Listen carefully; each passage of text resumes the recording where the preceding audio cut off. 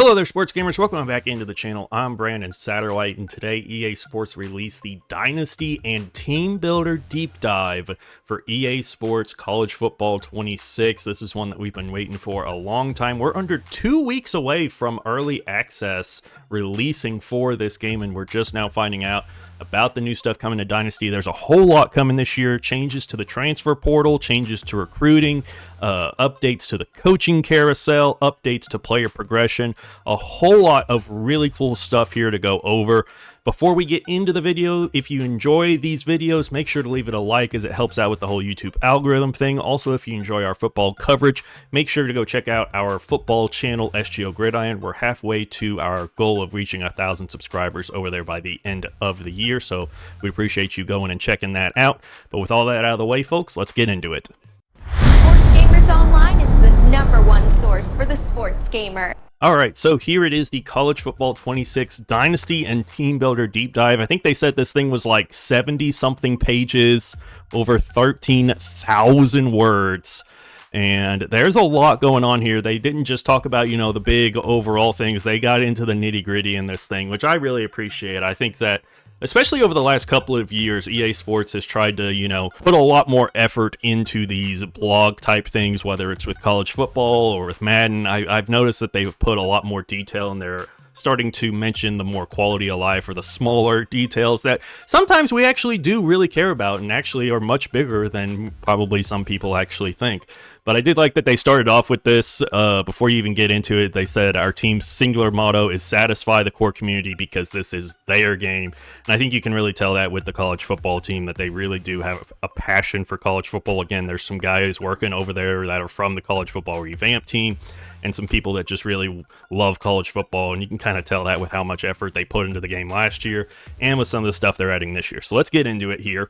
So like they talked about in the gameplay deep dive, there are now 300 authentic coaches that have been added into the game. And so when you start your dynasty, you'll be able to choose whether you want to play as the existing coach or if you want to create one of your own. You can see here we've got Lane Kiffin, A+ head coach and all that. And you'll see a lot of them throughout this. We got to see like Kirby Smart in the trailer and all that. They also did say that these real coaches will show up in the coaching carousel. So if they get fired from their current job, then you might be able to hire them as a coordinator, which I think is really cool.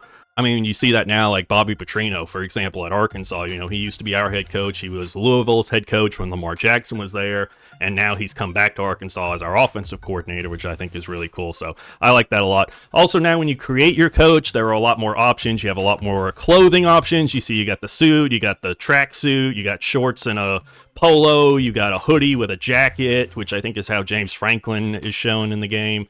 You can change, the hair. There's a lot more appearances this year. You can even change his stance.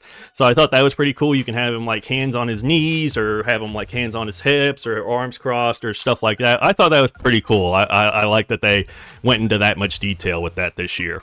And they've changed how you will be progressing your coach. So this year, the maximum level has been increased from 50 to 100, and they've completely rebalanced the amount of XP each goal earns to better reflect its frequency and difficulty. Progression is heavily influenced by your active archetypes perk.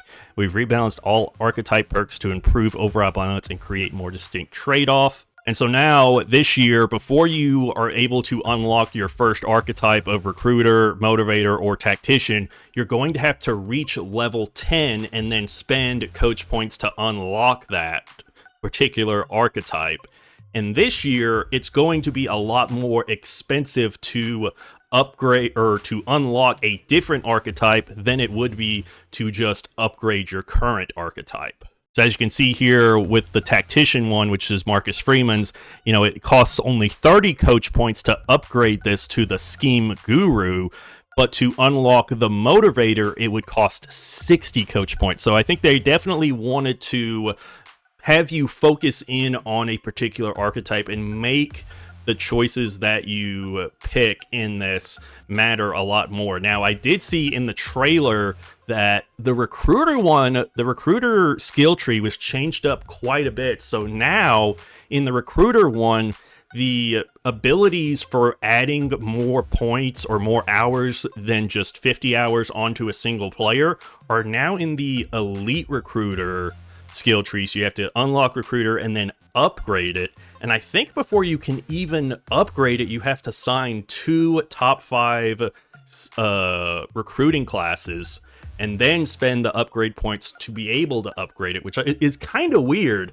So it really does make the Recruiter skill tree a lot different. I saw a lot of people saying that today when they saw that in the trailer, that the Recruiter one was kind of messed up, or that it was going to be a lot less effective this year. I always went for Tactician in College Football 25 because it gives you just the straight up bonuses to the abilities, or not to abilities, to ratings. So it gives you just straight up ratings boosts, which I think is probably the best thing for, just getting a guy in there and having him play as good as possible.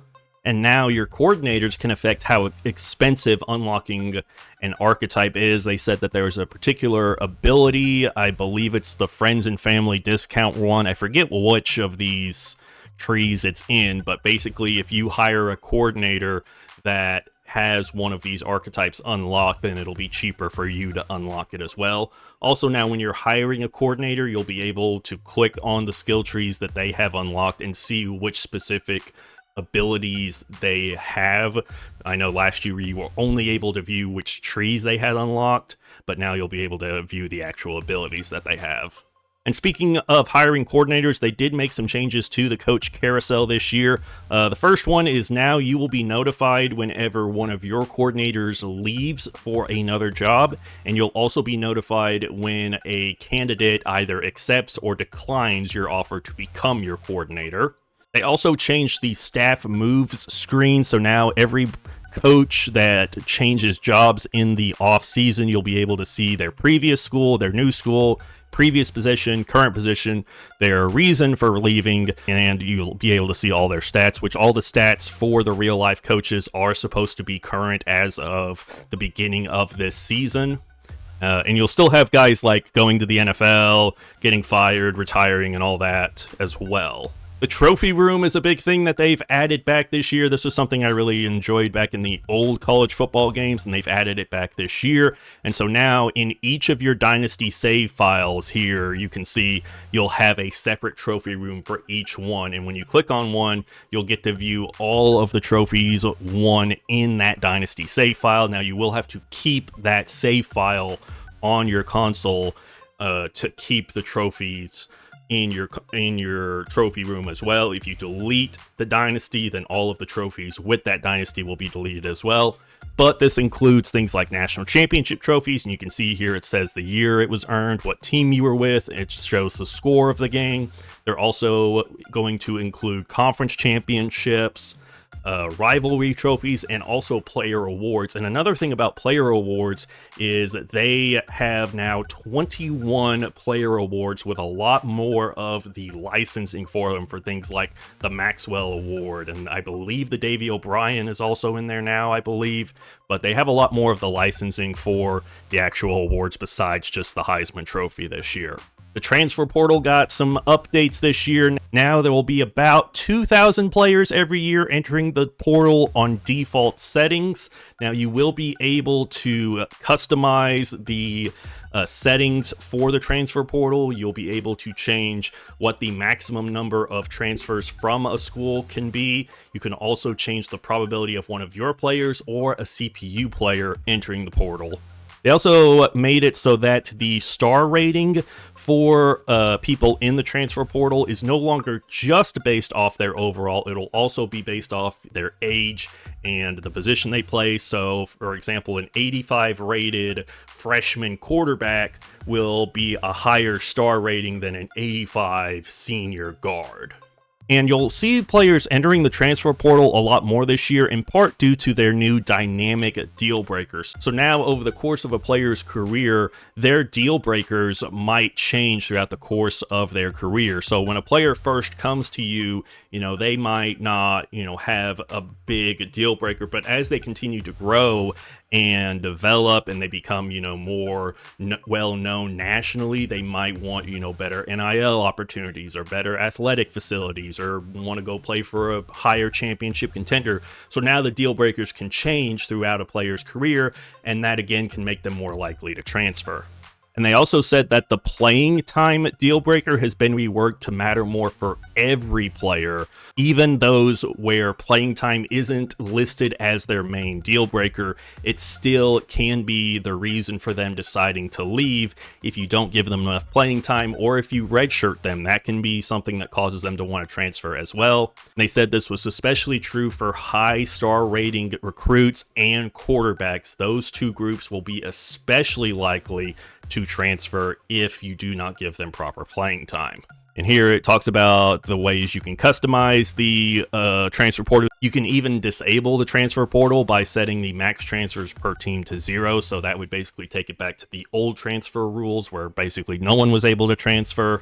Now we get to the recruiting changes for high school players, and this was something I really liked when they mentioned it. There is now location-based recruiting, so now the amount of hours it takes to schedule a visit with a recruit will vary based on how far away from your school that player lives. So you see here, this player is from Texas, and I am coaching at Texas, so it only cost me 15 hours to bring this guy in, as opposed to this guy from California, it'll cost me 40 hours. I think the range is 10 is the cheapest and then 40 is the most. And they said they did this to try to simulate the fact that, you know, smaller schools with less recruiting hours have to focus on recruiting local players. Meanwhile, the big brands like Texas, USC, Alabama, they can recruit the entire country. And when scouting, they said now the attributes will be in the same positions for the same position. So now when you're comparing different quarterbacks, the attributes will be in the same spot. You know, sometimes last year, you know, awareness would be here in the top left, and then the next time it would be down here, and then down here, and then over here. Now they're going to be in the same spot for each position group. Recruiting battles is something they talked about. I'm not sure I fully understand what it is. Now, basically, when you and one other school get very close to signing a prospect, if y'all are like neck and neck, it'll basically extend the amount that you need to get to in order to sign him, and it'll basically just take you and that other school a little bit longer, so it'll give you both a little more time to pitch this prospect on coming to your school. They also talked about a few quality of life changes, like for example, now when you're on the prospect list, your team needs will show up here at the top. That way you don't have to go back and forth between a team needs tab and your prospect list. Now once a recruit is in their top 5 stage, you'll have this little red dot there letting you know you can now use the hard sell and soft sell pitches, and then when they're in the top 3, it'll show up this little green here, and then when you've moved up in the past week, it'll show the little green arrow. When you've moved down, it'll show that little red arrow there. They made some changes to player progression this year. They now talked about how a player's dev trait can be upgraded throughout their career, and you'll be notified with a screen like this when that happens. Also now in the training results section, you will be able to see how much your player increased their overall rating as well as the individual attributes. Also now you will see the player's dev trait here on the little player module. Also now players, they said, will enter as freshmen as smaller, and they will weigh less to simulate a less mature body. And then throughout the course of their career, during training results, you can see this little +2, seeing them gain weight throughout the course of their career. Also, you now have the choice to be able to do manual progression on players if you choose to. And they also said that they increased the number of upgrades in each bracket from 10 to 20, so that'll make progression a lot more gradual instead of just all at once, which is more realistic. Also, for position changes this year, they said that if you move a player from one position to another where their physical abilities don't carry over, they will lose those abilities. So you can see here with CJ Allen, him as a Mike linebacker, he has all of these. Moving to free safety, he loses some of them, but some of them still are there. But then if you move him to D tackle, almost all of those physical abilities are gone. So that's something you'll have to watch during position changes, is to make sure you're not losing out on some top tier abilities there that you want to keep around. Wear and tear, they have added a season-long and career-long health bar, and they said that once a player's season health bar is all the way depleted, then they will not recover from wear and tear week to week anymore until after the season is over. And again, that's something you can toggle and change with the wear and tear sliders and settings that they have for Dynasty mode. You can see all of those here. You can set the different wear and tear strategies, both for each position, and then overall you can change how much it impacts each player and all that. You can customize it basically however you want.